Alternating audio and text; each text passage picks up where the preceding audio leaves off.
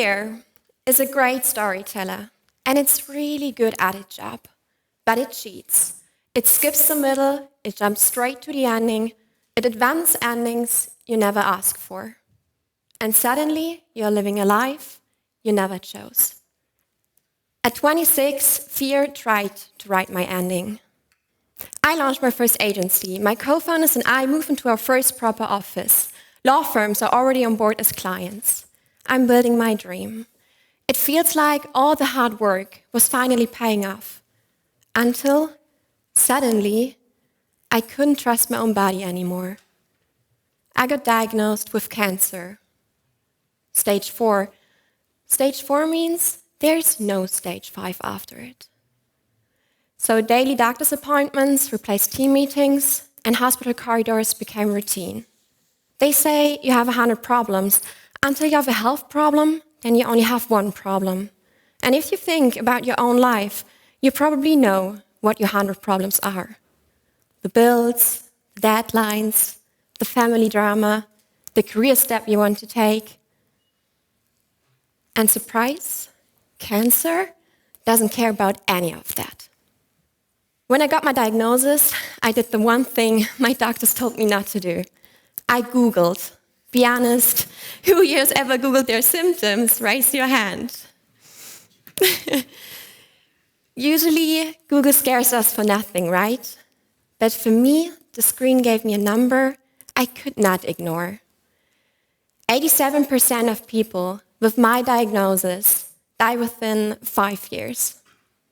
To put that into perspective, look around. There are 369 people of us here today.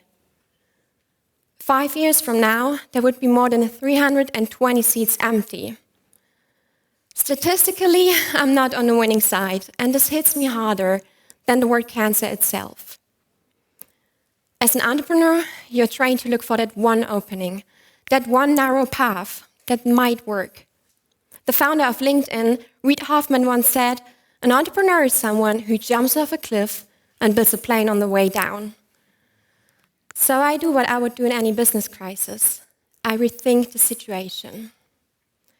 If 87% of people don't make it, what do the remaining 13% do differently?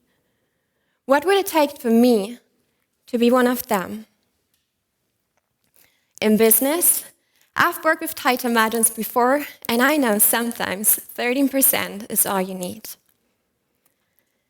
And this shift has a name: reframing.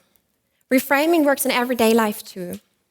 Instead of thinking, "I hate my alarm in the morning," imagine, "My alarm gives me the gift of one more day." Instead of thinking, "The breakup means I'm not good enough," try, "The breakup protects me from the wrong future."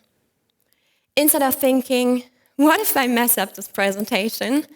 try, "What if I inspire just one person in this room?" That's the power of reframing. Reframing is a change in perspective. And for me, it acted as a guide. Reframing gives me a map. It changes how I show up. But fear is still present in the room. And no map matters if you're too afraid to walk. That's when I discover something even more powerful than reframing: facing the worst. Our minds are brilliant at catastrophizing. We imagine a plane crashing, but never a peaceful landing. We think, what if it all goes wrong? And then we stop, right at the peak of fear. When I got my diagnosis, my brain did what yours would do. It screamed, "What if this is the end?"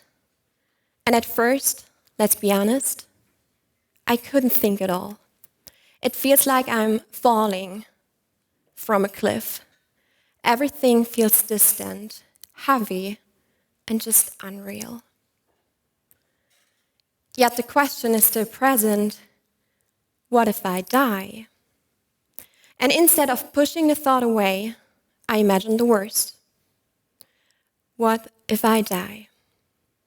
To my surprise, instead of breaking me, it gives me some weird kind of peace. The fear doesn't grow, it softens. the unknown becomes a little more known by walking through the worst in my mind. Neuroscientists have shown this. When we face fear, our fear center, the amygdala, calms down. Literally, fear shrinks when faced, and it grows when avoided.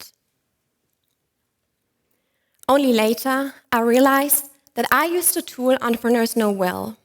It's called a pre-mortem. It's a method where teams imagine a project has failed and then work backwards to figure out what could lead to that failure. The more I walk through my story, the more I see there are always alternatives. For example, my body.